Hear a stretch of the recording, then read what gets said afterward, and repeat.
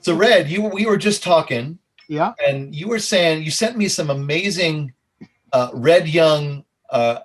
arcana. You know, Right. amazing stuff. You have this picture of Van Cliburn that you said you met him when you were 10 years old, and he had just won the competition, the Tchaikovsky Yeah, the competition. Tchaikovsky. Yeah, and what that did, like, okay, I started. Well, my grandmother started teaching me little songs when I was 3, and I started my first lesson when I was 5. There was a classical organist named Joyce Jones. So what after I learned the names of the notes on the piano, she said, "Okay, stand over there. What's this note?" I said, "C." What's that one? F sharp, A flat, and then over time, she'd be hitting, and I'd name every one of those notes, right? So that was like, I mean, even though I'm reading notes, I'm also learning by listening, and I accompanied, my grandmother was a church singer, so I accompanied her in church as well. But what happened was that, I mean, I grew up in Fort Worth. Fort Worth, Texas was not a musical mecca that we knew of. It was just a small town, it was cowboys and Indians and all that kind of stuff. But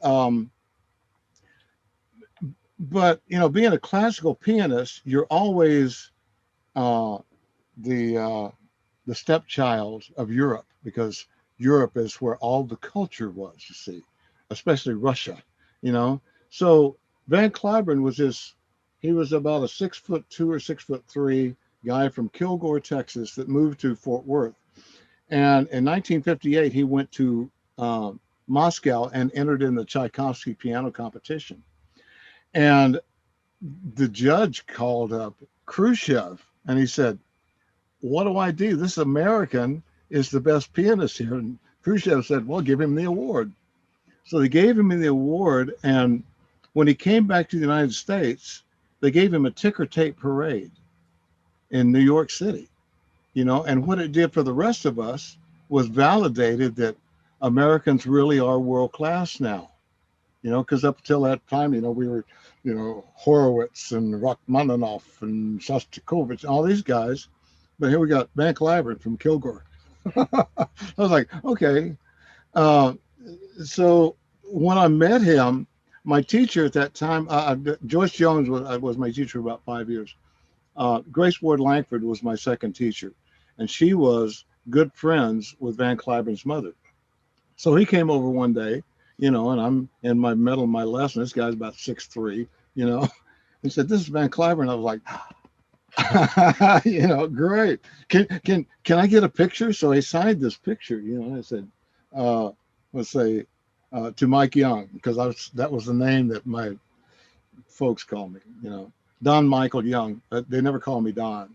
So Mike, all the best, Van Cliburn. And I still have that picture. So it's just amazing to me. Um, but it kind of went from there, and then I started. Well, since my grandmother was a church singer, I accompanied her when she would do her church concerts. So I'm 10 years old, and she's doing, "Oh Lord my God, when I am lost among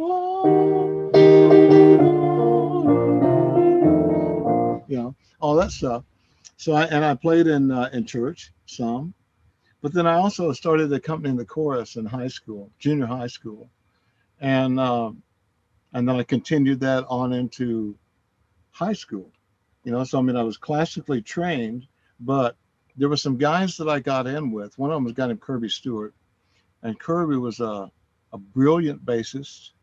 Um, that he was also one of these tinkerers about stuff. I mean, we were all 14, 15, 16 years old. So he got uh, a popular mechanics and electronics book, and he found this thing. It was called Sweet 16. So it was like 16 speakers. They're all like 4-inch speakers or something like that. And he had 2 of them in his bedroom. I mean, those things were huge, right? But he was a great bass player, and all he wanted to do was play with Woody Herman. But somehow I had met him, and he and this drummer and a sax player were exploring Dave Brubeck. And back then there weren't any books that had, and I didn't know what chord changes were anyway. So I transcribed everything, voicings, and all all that stuff.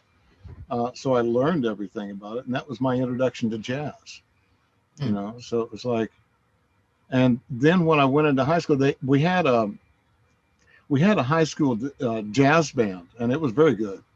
Uh, but because I didn't have any experience in that, and I had already been accompanying the chorus, um, I just stayed in the chorus. So, and when I wanted to go up to North Texas and I wanted to study jazz, they said, "You don't have any experience." I said, "Well, I've transcribed Oscar Peterson solos, Bill Evans, Thelonious Monk. I know all this stuff, but I just don't know the names of the chords. I don't know what a ninth or a plus nine or any of that stuff is." That's why I wanted to study. They said, "Well, you can't do that." Okay, well, we're going to put you in the classical thing. So I started, into the classical program in North Texas. And I said, "Listen, when I got together with the guys, of course, he started me on Mozart. Mozart I'd played when I was 7, 8 years old. So I said, "Listen, I've been playing Chopin. There's one piece that I wanted to learn Chopin, a scherzo in B flat minor. It goes,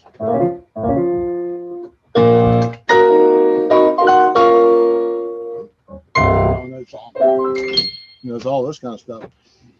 The guy said, "Well, you can't study that until at least your junior year in college." So I went out and bought the music. Third or fourth lesson, I said, "Listen, I'm having a little trouble with a piece. Can you help me with it?" Yeah.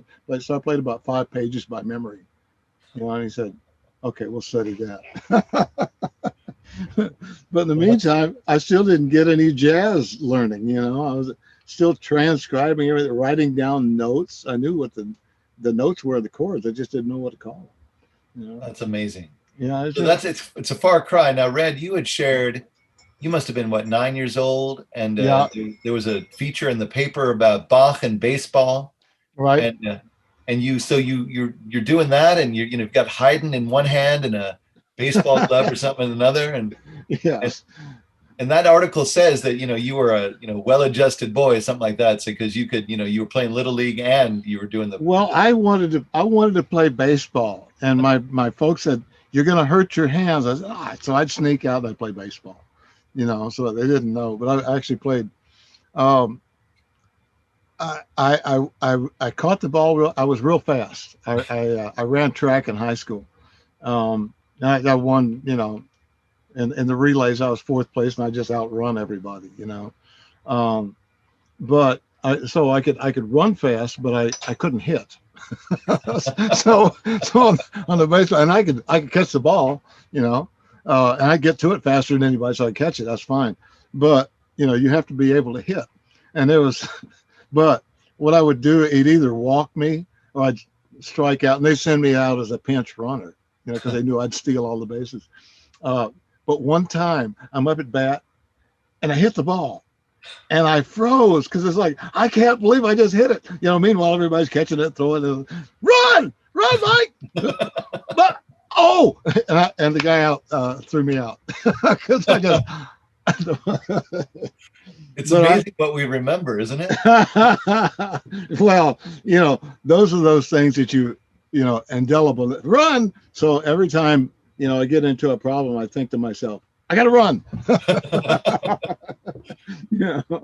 So you were saying you were interested in jazz by Dave Brubeck in high school, and you didn't really get into it much in North Texas. So how did that happen? You were really steeped in the classical stuff. How did you get to jazz? What happened? I mean, it's like, I was steeped in classical, but my dad, he was a musician, but he didn't play. He was a trumpet player back when he was in the teens. So he had a great record collection, 78 records. And he had everything from Mills Brothers to Louis Armstrong to Mahalia Jackson to Duke Ellington, Cab Calloway, Nat Cole, and so I grew and Spike Jones. so I grew up listening to that, influenced by it. And of course, my brain is going, "Oh, this is cool," And I learned when I was 12 years old. My parents took me over to the Elks Club because they joined that. And when you're a Southern Baptist, you're not supposed to drink or smoke or dance, right? That's the deal. So they go over there on Saturday nights and drink and smoke and dance. But there was a guy that had a Benny Goodman style trio, and what that was, it was a guy that played clarinet who lived like a block away, and a drummer that had played with Glenn Miller's band, Cody Sandiford. And then the piano player was Swain Cummings. So I'm 12 years old and watching them, and they knew I played, but Swain taught me how to play stride piano, which, because they didn't have a bass player, so it's all this. All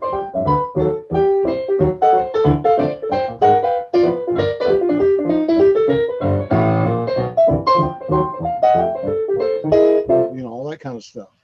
So I'm learning that. And of course, there's no books that'll teach you how to do that.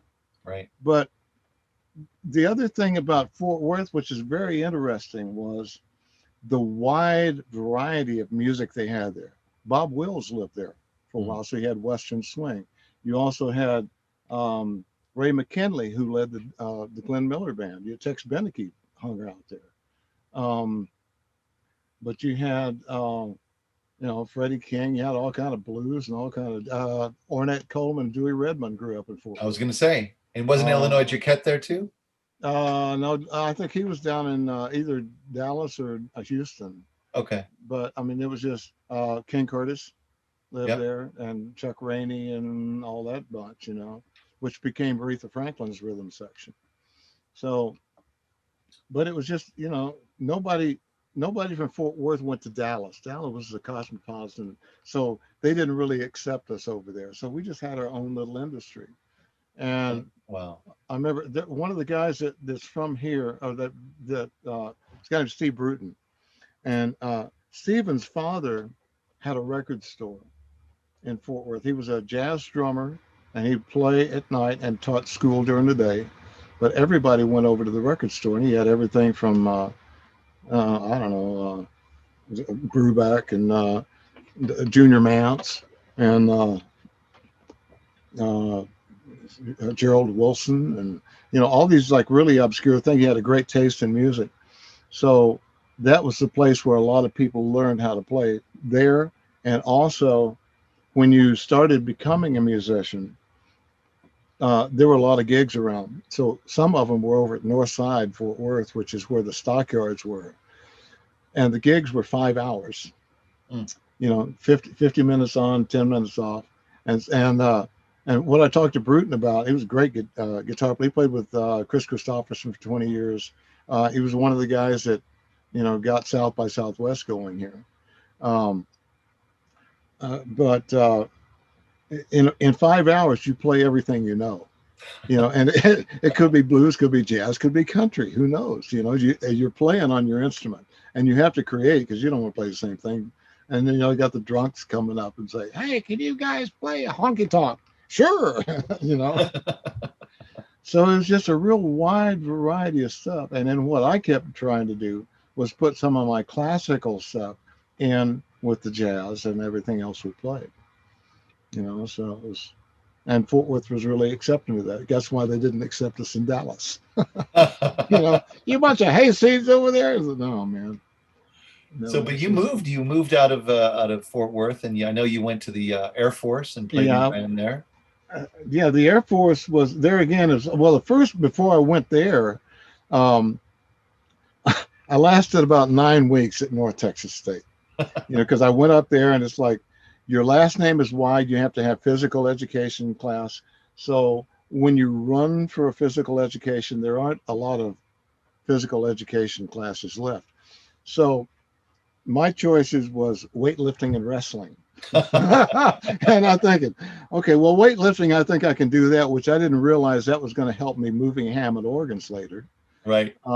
And then wrestling, I said, no, I just can't do that. And besides that, I was working 6 nights a week in Fort Worth. And my first thing that left was my 8 o'clock class, and then 9 o'clock, and then 10 o'clock, and then finally I just dropped out after 9 weeks. So I kind of hung around Fort Worth a little bit. I had a gig. And then in January, my dad got a call from the union president in Fort Worth that said, there's a guy named Clyde McCoy that needs a piano player. And his wife and his wife's family were from Fort Worth. So that's why they call Ken Foley. And so here I am, 18 years old, and I went on the road with Clyde. Now, the song that he played was Sugar Blues, you know, which is. And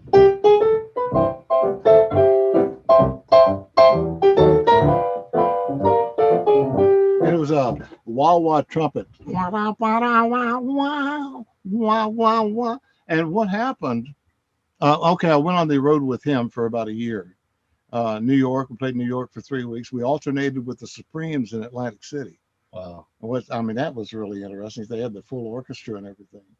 Um, but it also got me out of Fort Worth. You know, we toured, we played Florida. I mean, the first gig, me and the trombone player driving down in a Volkswagen on U.S. highways.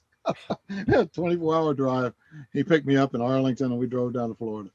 You know, but what happened? Clyde was 64 years old, but he was touring with big bands when everybody else was, Count Basie, Duke Ellington. And so, I mean, his knowledge of all the old Dixieland standards, and I mean, he was from Kentucky. So, I mean, he knew Louis Armstrong, knew all these people.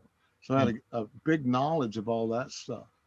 And so that was like a real big foundation that I learned, you know, a lot of those sorts of things from Clyde. And then also at that same time, this is 1967. So rock and roll had already started coming in, you know, the Cream and stuff like that, Jimi Hendrix. Thomas Organ Company invented this pedal for a guitar that would simulate the wah-wah trumpet of Clyde McCoy. Wow. So they sent him a pedal and they said, we need your endorsement on this, thinking that would sell, you know. Well, it did, you know, and so the first pedals that came out, Clyde gave it to his guitar player. The guitar player played guitar and banjo.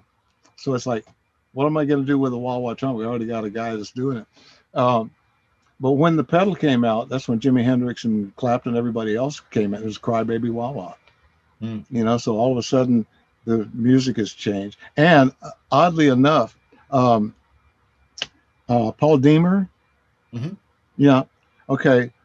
I got to talking with Paul Deemer one night, and it was like the guitar player we had in Clyde's band was a guy named Kurt Warren. And Kurt was from El Paso. So when I met Paul, I said, did you happen to know Kurt Warren? He said, yeah, Kurt was my teacher in University of Texas, El Paso. And it's like 50 years later, you know, I'm playing with a student of a guy that I played with 50 years. I mean, it's just, you know, that's the thing about life. It's just like this huge circle, you know. You know, I think that's right, Red. And I'm just in such an honor and a delight to speak with you and to hear about your exploits. And we could talk biographically. However, you raised something I want to explore with you. You know, you're one of the deans of music. You've been in Austin about 20 years, and I want to hear a lot about that too. So where do you sit now? I know you are effortless when you're going from 9 years old to 59 years old to 7 years old. So where do you sit in terms of linking the generations together? How do you view yourself as not only a musician, but as a wonderful teacher of so many? Well, for one thing, is like, you know, everything is built on something that came before, you know. I mean, you get back to Bach, you know, even before Bach was influenced by somebody. You know, you go back to Gregorian chants, you know, hey man, check out this new chant, you know, But what Bach did, Bach was an improviser as well. You know, he just made up stuff. And people said, well, what are you playing? He said, well, let me write it down for you, because they didn't have any recorders. So the further advanced you go, the more you can look back on where all this stuff started, you know. Rhythms. I mean, all that stuff started in Africa, you know, and there's nothing new about it. Where I sit is I can listen to somebody new, and maybe somebody comes up and said, what do you think about, you know, Robert Glasper or something like that? Well, okay, if you listen to him, you know, you can kind of trace it back. You go back to Bud Powell. Who? Okay, and then you go back further than that. And everybody influenced everybody else. You know, I mean, one of the best films out is that The History of Jazz that Ken Burns did, because you see how everything, is built on everything else. And somebody comes up, I mean, it's only 12 notes, you get down to it. But I mean, I like the way you go into the history of it, because it's like everything's like, um, for instance, I work with Linda Ronstadt and Nelson Riddle in '83 and '84. And well, I mean, some of my dad's recordings were Frank Sinatra and Nat Cole, which Nelson Riddle did the arrangements on. Right. Iconic arrangers. So when I work with him, and I'm in awe, and I'm standing in different sections of the orchestra listening to what he did. But um, what happened with Linda, I was hired as a vocalist, not as a pianist. Don Grolnick was the pianist. And the first 6 shows, Ray Brown was the bass player. Wow. And I was an admirer of Ray Brown with Oscar Peterson trio, Sure. But what happened after, I mean, Linda, like a lot of other artists that I work with, they have their own agenda as well. Linda didn't want to continue to do Nelson Riddle. She wanted to do mariachi, and she wanted to do La Boheme on Broadway, and she wanted to do this one and that one. So when you're working with somebody's band and you're part of that band, and all of a sudden the artist decides to do something else, what do? Well, I liked the music we were doing with Nelson Riddle and Ronstadt, because it was all that 1940s. It included jazz. It included, but also the people that were involved in that. They would go back to Louis Jordan and to, just beautiful Hoagie Carmichael. So I put my own band together, call it Red and the Red Hots, because Linda gave me the name of Red and the Red Hots. And so I started that, and then fast forward, that was the 1980s. And fast forward to the 1990s, and all of a sudden there's this swing revival that was going on. And a lot of people were kind of doing the same things, Well, Red, what are you listening to? I said, well, did you ever hear Wynonie Harris? Who? Well, go back and listen to that. So where I stand in it is I listen to Where We Are, and then say, go back. You have to go back and get the basics first.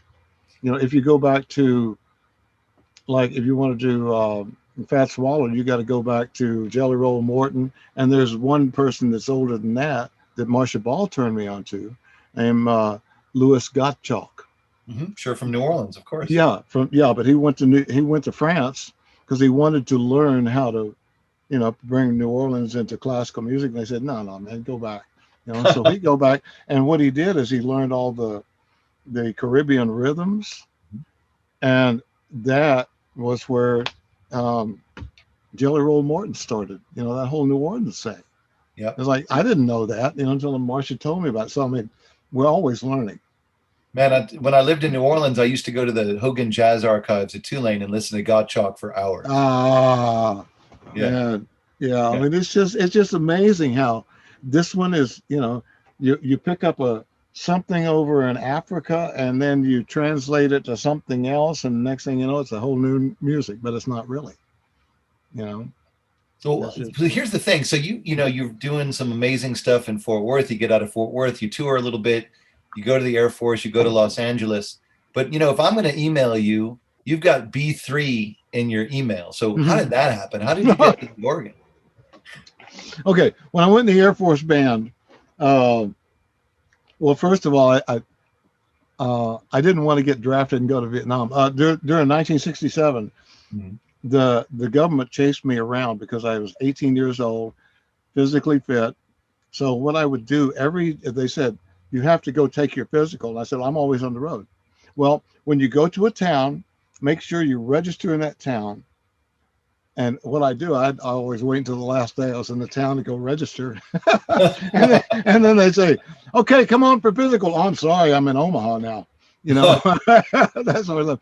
But rather than get drafted, I could have get drafted and been in for 2 years, but been a soldier.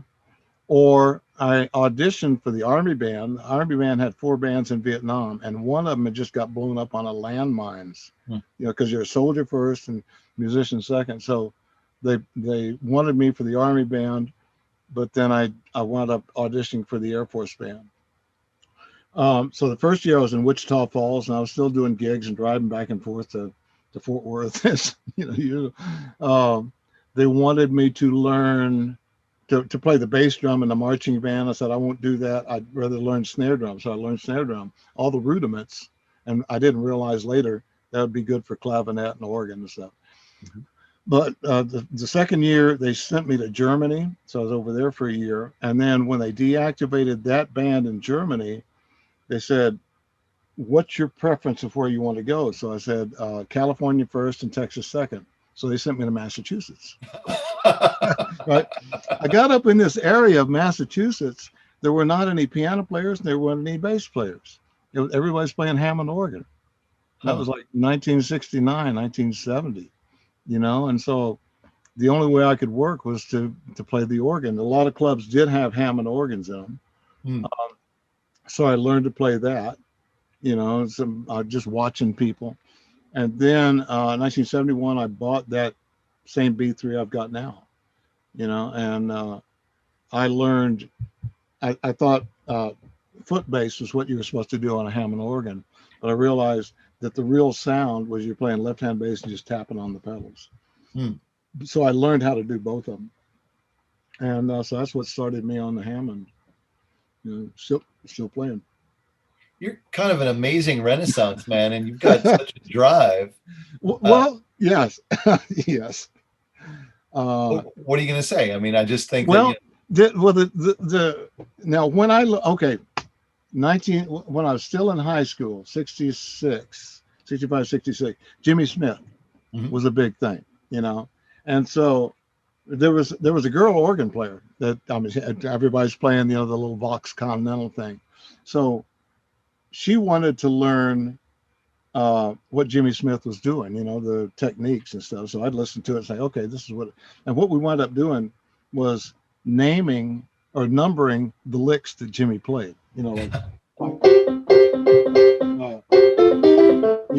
and so, I said, hey, did you check out that number 59? She said, yeah. And right after that was number 35, Wow. But so you sat and annotated Jimmy Smith's licks? Yeah. Wow. Well, I mean, it's just, it's like, it's not any different than,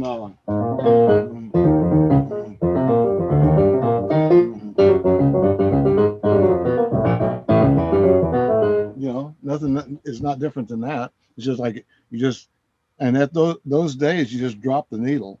Yep. And you have to remember what he just played and write it down. So it was like, I developed a good ear and a good memory. But that was 1966. So when I got to where the organ was, to playing an organ, actually one other time I had played organ. I was in Fort Worth. There was a place off of Morningside Drive.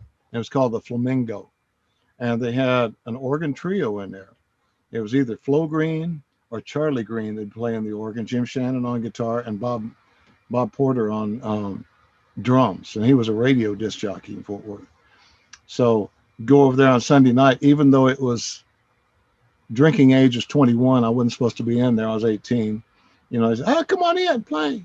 So I'd sit down and play. I was like, what do I do? We'll set it up. Just play left hand. Okay. So that's the first time I played organ, probably 1966.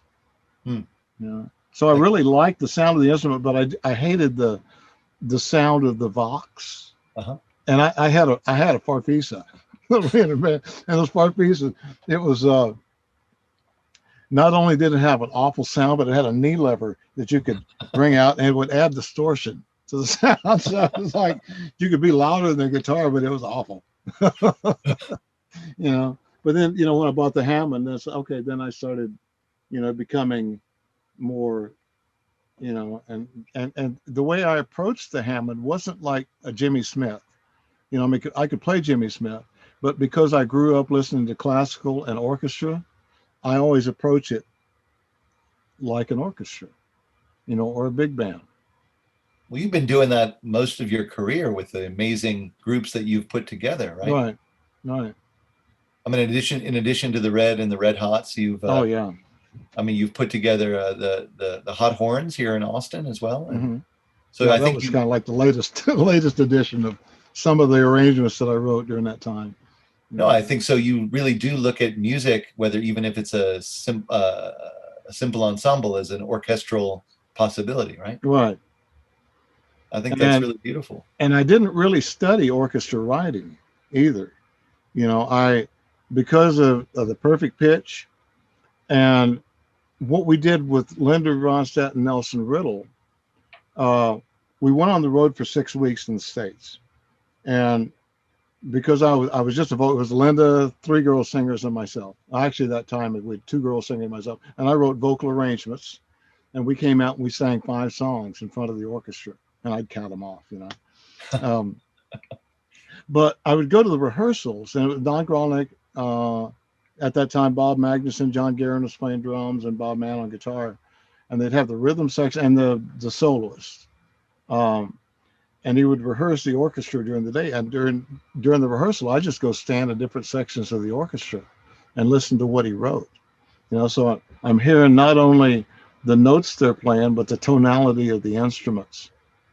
How the cellos sound against the woodwinds over there and against the French horns.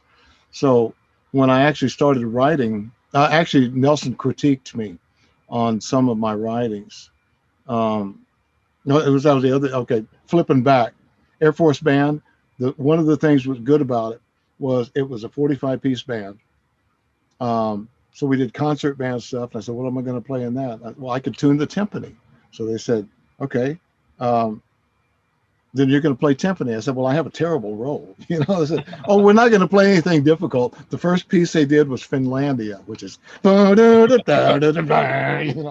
did Candide, all those other, but also it would break down from a concert band to a dance band, which is the thing that I auditioned for. The first tune they auditioned me on was Kid from Red Bank. It didn't have any chord changes, but had notes written out. So it was like, that kind of stuff. And I'm reading the things that, okay, we want you in our band. But because I had 4 years in the band, I started experimenting around with how to write for horns. Even though I knew harmonies, I didn't know what the tonality of the instruments sounded like. But I'd always experimented around with it a little bit. So when I got with Nelson Riddle, he would take my charts and he would critique. Wow. He would say, oh, do this. And I said, well, do you have it? He said, I'm writing the book. I said, okay, well, I'm looking forward to the book. When the book came out, it didn't have anything about techniques or thought processes he'd go through to write these beautiful orchestras. He did...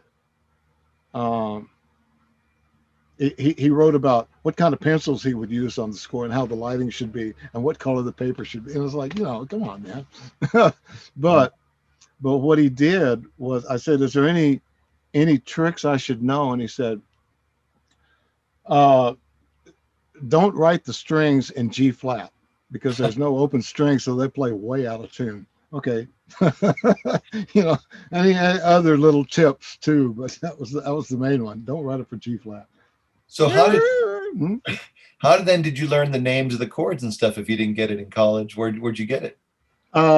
Just by reading books. Now, it's like one of them was Mark Levine, the book Jazz Piano, I think it is. Okay. And it's got Teddy Wilson, it's got Bud Powell voicing, Herbie Hancock voicing. So a lot of them, I instinctively I knew what the chords sounded like. But there was another guy, when I was in LA, I studied with a guy named Victor Feldman. Mm-hmm. And Victor, I'd do sessions with him, but he was in the percussion section. So he'd have like 4 timpani and mallets and all kind of stuff. And most of the time he didn't use the timpani very often, but he had all his scores would be, he'd be writing music while, okay, I got 35 more measures to go through. But I got to him because first gig I had when I moved to LA was with Sonny and Cher. Mm-hmm. And they had when they toured, they would do a large band, but Steve Porcaro, who was one of the Toto guys, it was the Porcaro brothers. He had talked him into getting an Oberheim 4-voice synthesizer. So it's only 4 notes you could play. And me, I can play like this. So I went to Victor because I knew he had short fingers. And when you play vibes, you use 4 sticks.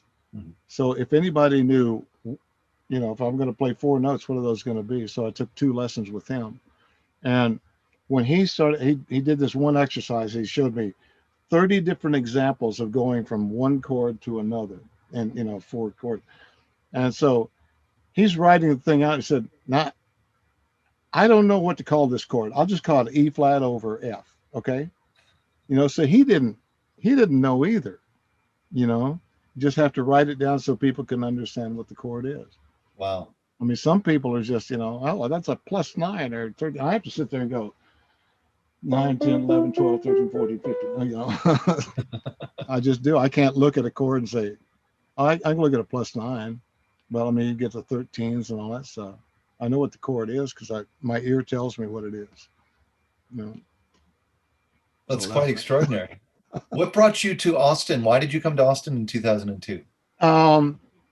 Well, at that time, I had been in LA for 25 years, and I love playing live. I've done live albums. I love audiences. I love interacting with musicians on stage. That was one of the frustrating things about, and in LA, I had played with people that I had admired, and had been, fans of. Sonny and Cher was the first one, and first time I sat down, just me and Cher at a table. I mean, like, Cher, I just love you, But when I realized, and then I did a TV special with Cher, and Dolly Parton was a special guest on it. And Dolly Parton was such a wonderful person, I realized, and then she'd ask me, am I singing the right notes? And I said, yeah, okay.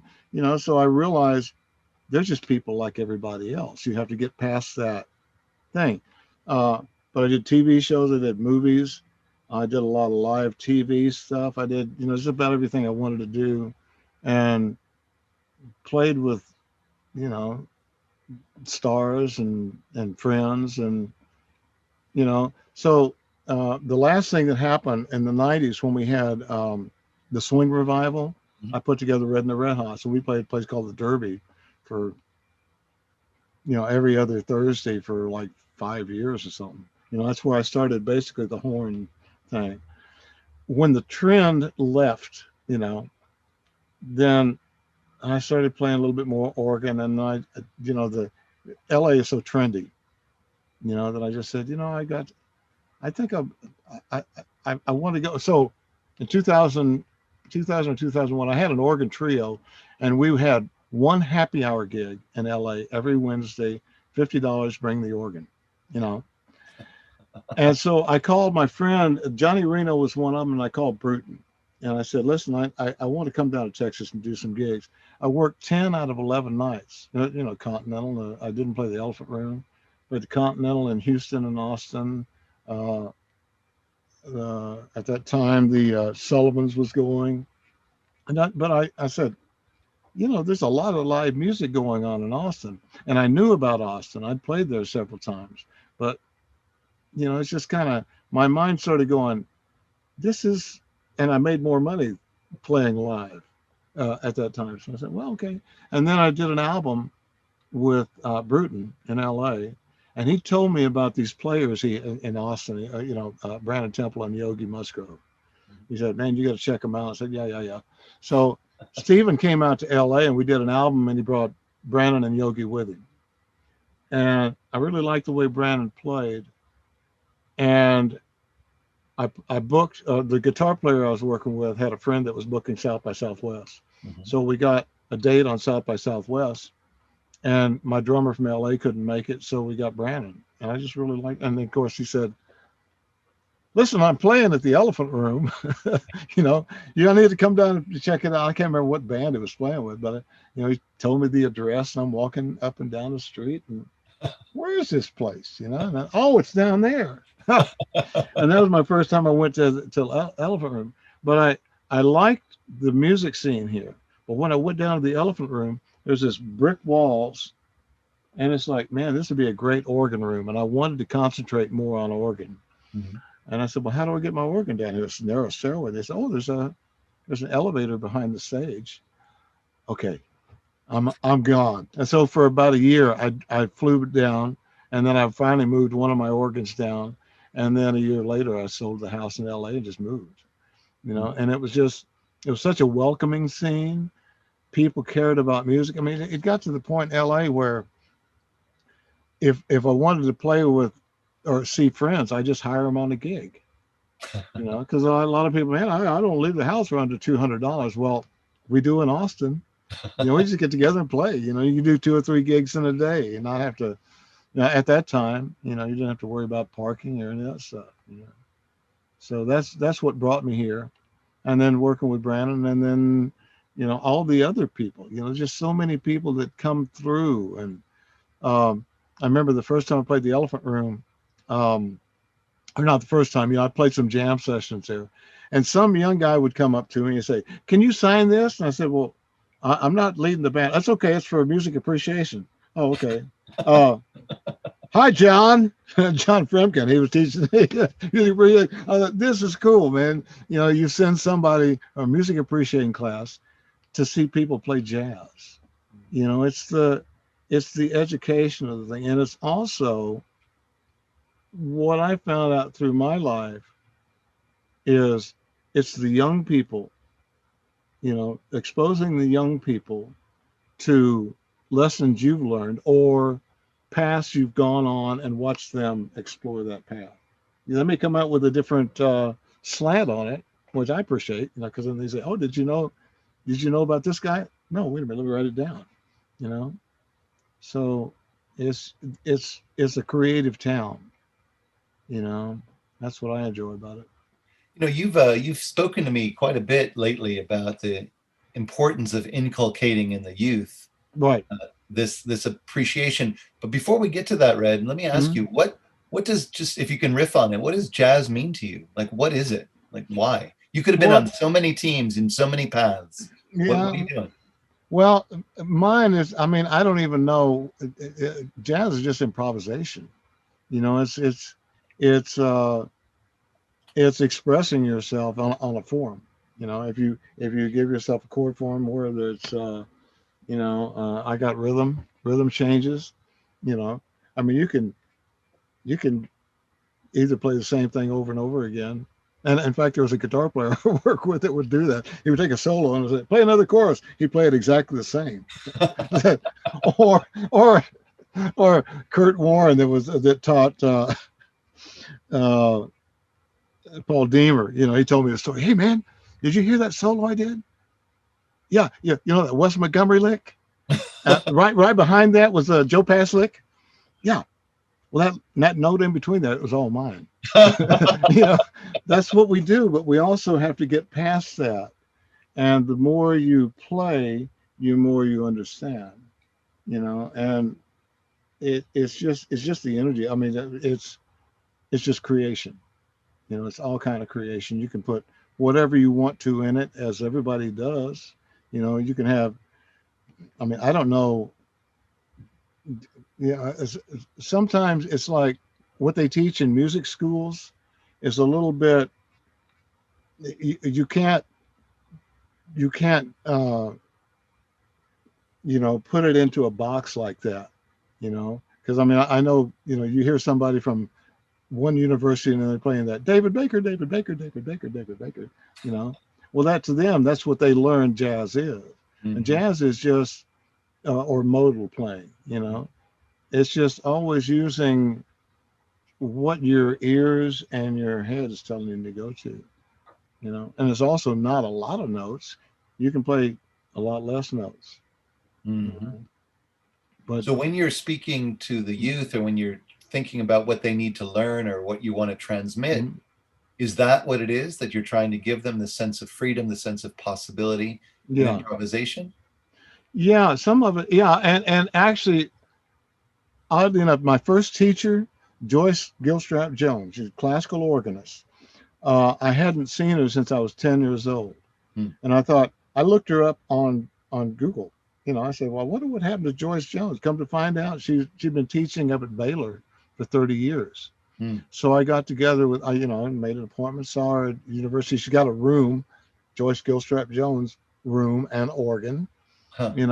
She'd been up there for a long time.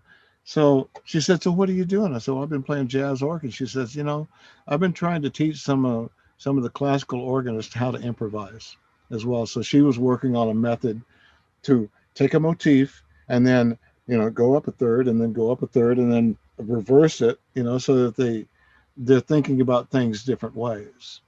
But mostly it's your ear. And that's the other thing that Victor Feldman told me. He's sitting there and he's going, he's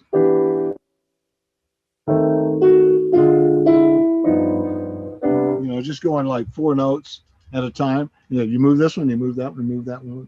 And he said, basically, when I was learning how to do 4-note chords as a string section, and he said, basically, your ear is going to tell you what the right voicing is. Oh, you mean there's no correct way? No, it's up to you, how it sounds to you. How do you want to present it? So like, okay.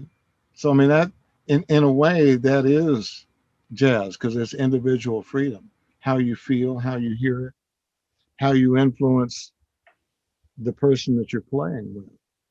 So it's sort of the modern day Mozart theme and variations a little bit. Yeah, you could do it that way, or just just however you feel. Well, let me ask you then. So I appreciate this idea of feeling and applying yourself. What responsibilities do we have as jazz musicians? Oh, just play more. A lot of times people ask me, do I teach? And I say, I don't teach, but come and watch me play and ask questions.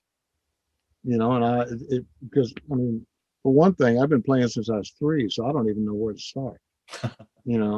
But I can watch somebody play and I say, oh, listen, I've got a technique that'll help you, or a book that'll help you, or a record that'll help you. Because basically, like I think what happened when I grew up, you had to drop a needle on a record. And so you had to remember what you did. Now there's so many method books and videos about the correct way to do things. Well, there's no correct way to do things. It's like all individual. So I think the way we learn is we were all learning together, So, now people get, this is the way that this guy did it. So this must be the correct way. No, it's not. Right. What do you want to do? So I'm always challenging them like that. And then when I play with them, when I'm playing with somebody, I'll do something they don't expect. Hit some chord and I go, that's not the right chord. Play it. Wow. It's that Herbie Hancock story, where where Herbie was, he's grooving along, all of a sudden he hit the wrong chord, he thought, and Miles came in and picked a note out of that chord and took off on a solo. And Herbie said, man, I'm sorry, I hit the wrong chord. He said, no, I thought it was cool. That's it. So that's incredible. And what about your collaboration with Sylvie? How's that been? And what's that about? Well, I met her when I was on tour in Europe with Eric Burden. And she came to a show and she couldn't figure out what I was doing. And after the show, she handed me a CD. I'm playing organ and keyboard, and I'm doing all this orchestral stuff. Not necessarily a lot of notes, but more moods and changing it. And so the next time I came over to Europe, we got together at a hotel in Bonn, and she played some stuff for me. And I said, well, that song that you played, is that recorded? And she said, no. And she heard me say, she thought I said, I want to produce you. And I just wanted to hear it recorded, Well, next thing you know, I've got 3 albums that I produced for her, arranged. But the other thing was, one time when I went over there, we went to a restaurant of her choice, and it's overlooking the Rat House in Munich, Glockenspiel. So we're sitting there, and we're having a conversation. She said, "Oh, wait, I have to listen to this. This is my favorite John Coltrane song. You know, that's Paul Chambers on bass." And I said, "You know who Paul Chambers is? Doesn't everybody?" Oh, Mo. I got to go for this. So one of the next times I went over to see her, I was in LA, and I was thinking, well, she's a musician. She loves jazz. But I've got to, I can't be flying over to Europe and not show up empty-handed. What am I gonna get her? And I was in LA. I went over to Amoeba Records, and I bought a bunch of Dinah Washington and Betty Carter and Nina Simone CDs. So I got a stock of 8 or 10 of them. And she opened it up. She said, "Oh, it's the most wonderful thing anybody could have got me," because it was CDs that she couldn't get over in Europe. And I knew that even though she had classical and jazz background, she didn't have the same jazz as America has. So when she came over here, she's been learning a lot of stuff. For one thing, it's like Europe is so, boop, boop, boop, boop, boop, boop, boop, boop, boop, and here we're just da da do da da do. So she's learned a bunch about it. I mean, we worked together for a while, but I've been a leader for years and years and years. So we started doing gigs, and she would say a song to do, and I just started into another one because I knew that wasn't the right song. So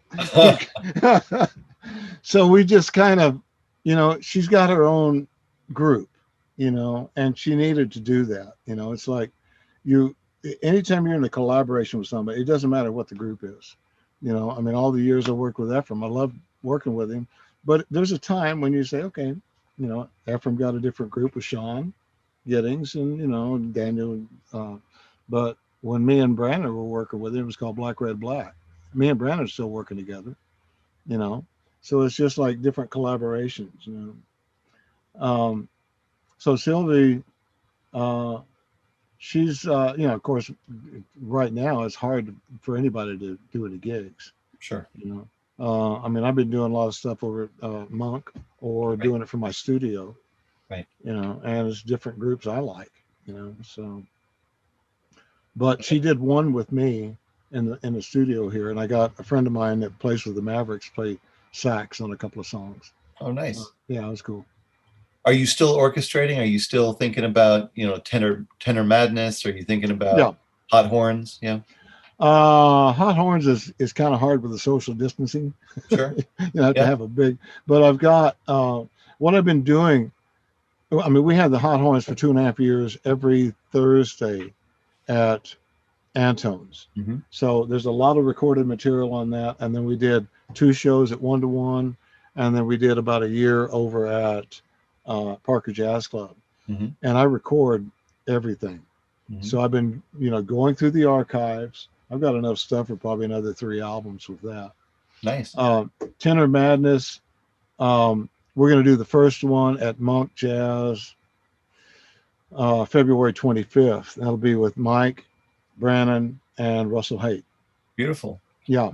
So it'll be fun. Yeah. I mean, the thing about doing the live stream is that I'm just dealing with the music and the musicians. I don't have to deal with the audience.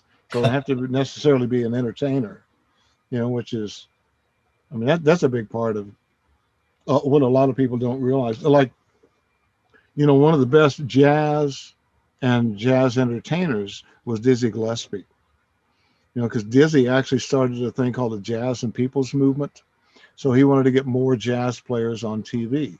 And Dizzy, of course, he's very animated and he'd do stuff, But if you get, Dexter Gordon or somebody on there, yeah, man. It's not exactly. In fact, there was a club up in Fort Worth called Caravan of Dreams that I played a lot with the Red Hots, and because I played there a lot, I could go and see shows. So I saw Dizzy a couple of times, Jimmy Smith a couple of. One time I saw Dizzy on a Sunday night, and this kid goes up to him and says, and you see Dizzy going, "Oh man, you don't say, oh really? Ladies and gentlemen, this young man asked me He said his girlfriend had just turned 21 and asked me to play Happy Birthday. So he played Happy Birthday. And it was soulful, but I was like, who am I to not, just say, I'm sorry, I don't do birthdays. But here's Dizzy, and the kid that probably didn't know who, Dizzy was, or the history of him, so it's just like, it's that thing, you have to step outside of that, realize you're there for the audience as well. So you would have said, "Hey, kid, I don't do birthdays. Get back to your seat." No, I'll get to it. After the honky tonk, right? No, I mean I do things, for. In fact, there was one. I'm going to say, oh shoot, see where my. Oh, they're in my pocket. Okay, like when I played Caravan of Dreams during Christmas, 250 people in the audience said, "Okay, everybody, get your keys out." Okay, now do like this.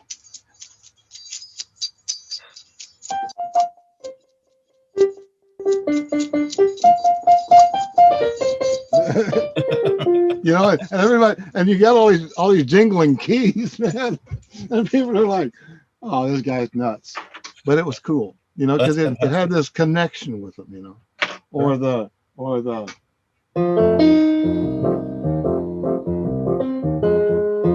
Let's say everybody holler. Hey! Did that over at Monk's recently, Okay, everybody home, holler. Those things, it wakes people up and gets them involved with what you're doing up there. You can give them great music, but if you don't connect with them, and that's the thing that Dizzy did. That's beautiful. Yeah. Well, that's what kind of hopes do you have in the near future? Oh, well, just keep it going. I mean, the one thing about music, especially, is music comes from the heart. And this is another thing that I learned from the time that I spent with Linda Ronstadt, because there was 4 of us that were standing in front of Nelson Riddle's orchestra. It'd be 3 girls and myself. I'm in a white dinner jacket. I'm counting off the band. I'm singing. We're all on stage. Reviews would come out, Linda and her girl singers.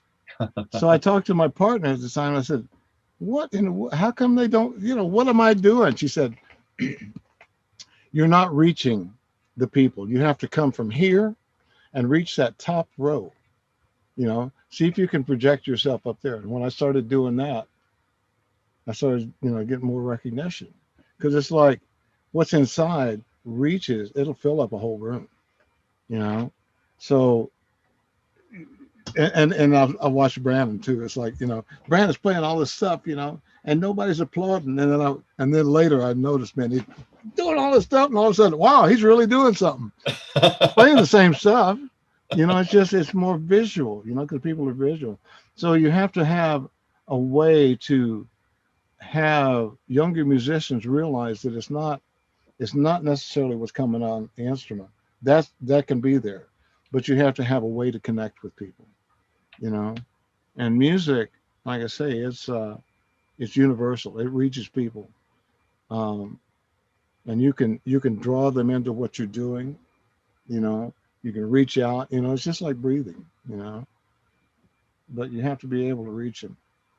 Well, Red, you can reach people in a live setting. You can reach across Zoom. You can do all sorts of things. You certainly light it up for sure. Oh yeah, well, I love doing what I'm doing. I feel it's really obvious, blessed. And the amazing ways that you've connected with so many generations and so many people, and you just the light on your face is infectious, and it's beautiful to see. And hopefully that can continue to inspire people to learn. And to go back in time, and to go forward in time, and to listen to music, and to listen to what you've got going on as much as they can. It's good.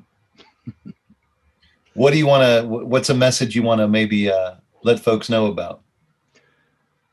Oh, well, just connect with people. That's the thing. It's like we have a tendency to stay in our own world and want people to come into our world, but you have to reach out to them first. I mean, what I've noticed during this virus time, pandemic stuff. It's like people are so isolated.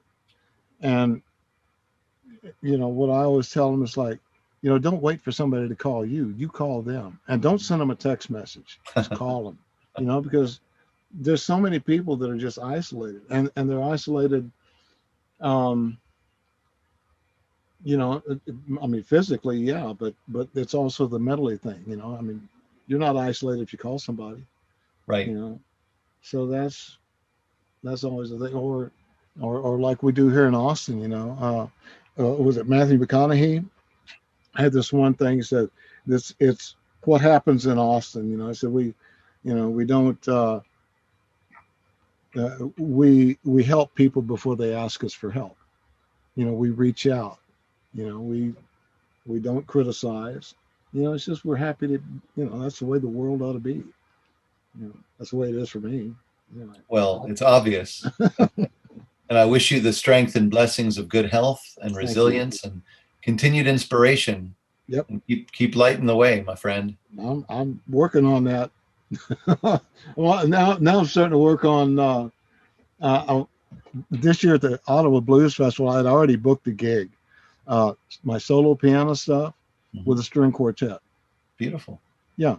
And some of it is like, really soulful. Some of it is like really rhythmic. It's like, let's see if a string quartet can play this stuff. So, did you orchestrate all that? Yeah. Amazing. Working on it. What I did, it was more like a motivating thing. I booked the gig and then I figured out what to do. Yep. And there was another guy. I'll tell you one little story. When I worked with Dolly Parton, okay, there was a guy named Mike Post, and Mike at that time he was writing about 5 TV shows. He did Rockford Files, A-Team. I can't remember all the stuff, but he'd been writing the music for the show, conducting the orchestra, but he also produced a live show with Dolly Parton, 35-piece orchestra. She had this big castle with like 1 million pink lights on it and a drawbridge that came down. So we rehearsed for 3 weeks in LA, and then we flew up to Lake Tahoe. And I sat on the plane next to Mike Post. And now he's doing, what was it? Some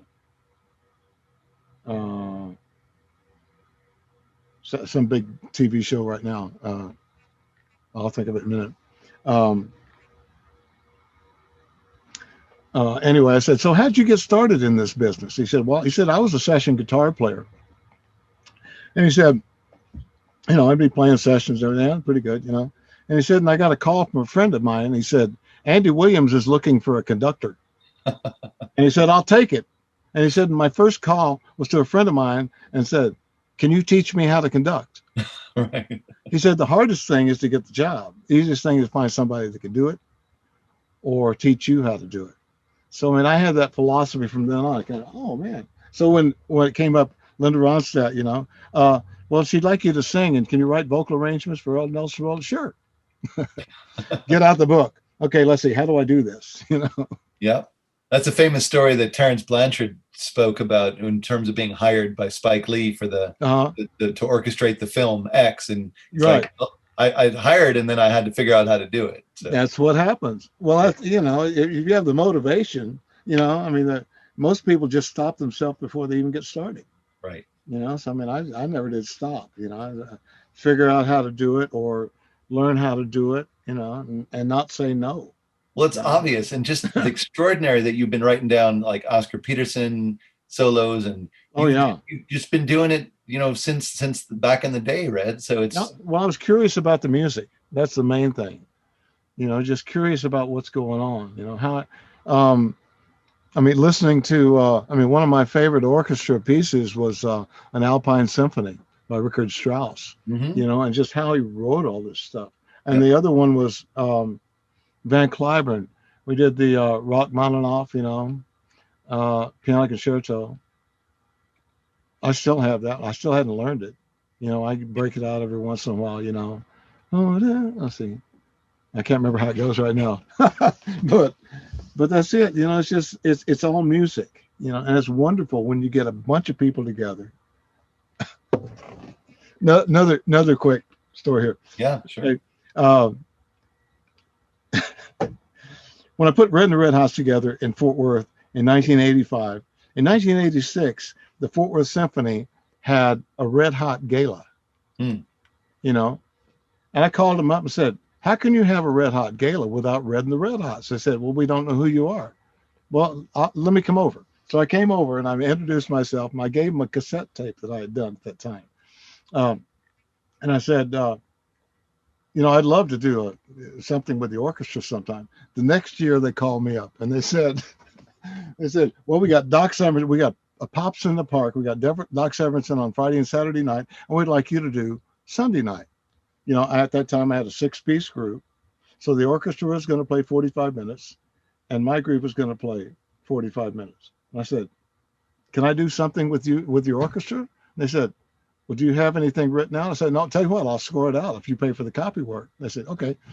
So, you know, so what I did, one tune was a medley of Someone to Watch Over Me and The Man I Love. And I had 2 girl singers, so they different thing. But one of them I did Cab Calloway, Minnie the Moocher, right? You know, and there's this one verse in there. It says, she had a dream about this king from Sweden who gave her all the things she was needing, such as a house, a golden seal, a diamond car, platinum wheels. Well, I figured it's an orchestra, classical orchestra. So I changed the verse to, she had a dream about this composer from Sweden. Now the underscore was, she had a dream about this young composer from Sweden who gave all the things she was needing, like,